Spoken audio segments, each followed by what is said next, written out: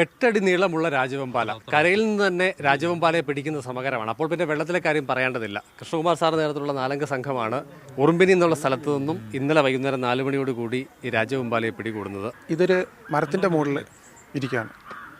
അപ്പം മരത്തിൻ്റെ മുകളിൽ നിന്ന് നമ്മൾ പിടിക്കാൻ ശ്രമിച്ചപ്പോഴത്തേക്ക് ഇത് താഴെ പുഴയിലേക്ക് ചാടി. നമ്മളതിനെ അവിടെ നിന്ന് പതിയെ നമ്മൾ കരയിലേക്ക് കൊണ്ടുപോകാനുള്ള ശ്രമമാണ് നമ്മളവിടെ നടത്തിയത്. പക്ഷേ അത് വിജയിച്ചില്ല.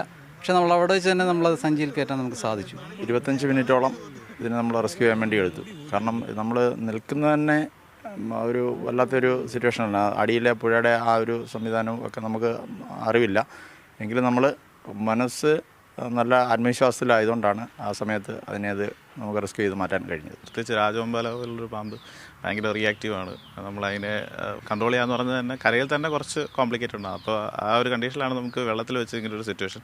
കുറേ നേരം മെനക്കെട്ടതിൻ്റെ ഭാഗമായിട്ട് എന്തായാലും അതിനെ റെസ്ക്യൂ ചെയ്യാൻ പറ്റി.